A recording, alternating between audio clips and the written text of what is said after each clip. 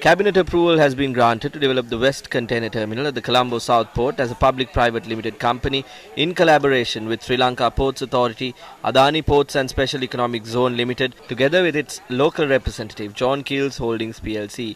Following the decision reached by the government to suspend the proposal to hand over the East Container Terminal at the Colombo Port to the Adani Group in India, it was informed that the West Container Terminal would be handed over instead as a joint venture with India, Japan and Sri Lanka. India within Adani Ports and Special Economic Zone Limited in India has come forward. However, Japan hasn't come forward yet. The cabinet has decided to carry this out as a joint venture.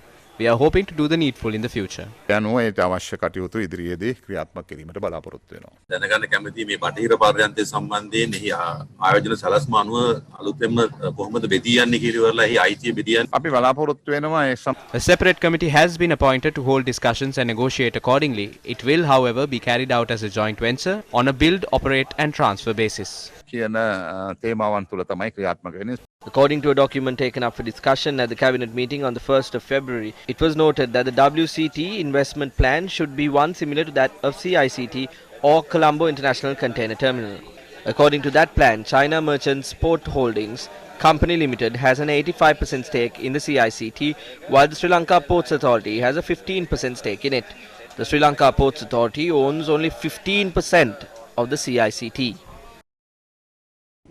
So the opposition to Indian investment in the East Container Terminal was on the grounds that in Sri Lanka's national assets, that the unions and a section of the clergy opposed foreign involvement or Indian investment, the Adani Group's investment.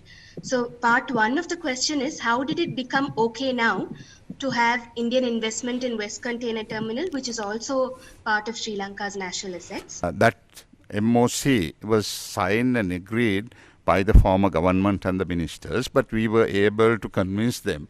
We were able to engage with diplomatic discussions with the relevant countries and said, agreed upon a solution to do away with the East Terminal, and they agreed quite candidly, and then we were able to settle that issue.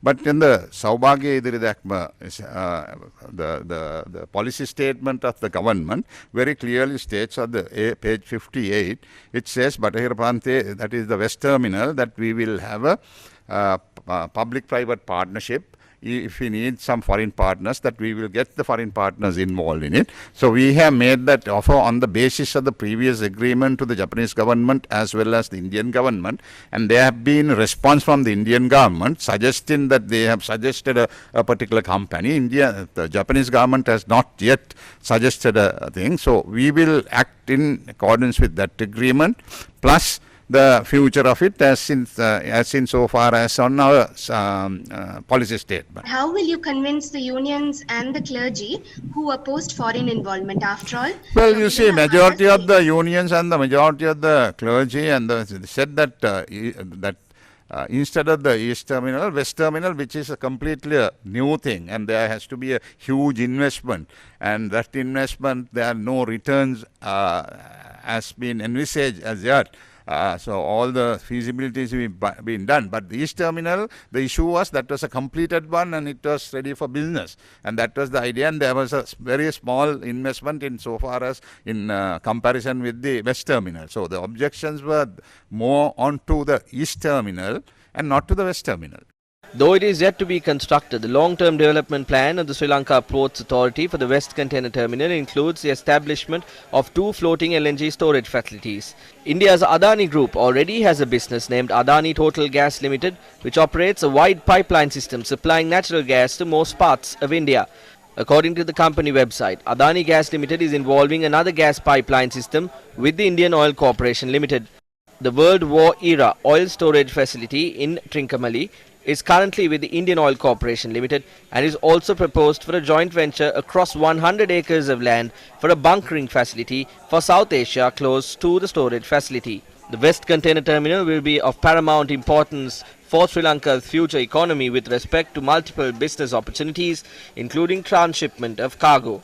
Meanwhile, presenting the plans related to naval affairs, Indian Prime Minister Narendra Modi said $82 billion will be invested by 2035 for port projects. The Indian Premier added that 574 projects are currently underway under the Sagarmala project and operational activities of 23 naval routes will also commence in the future.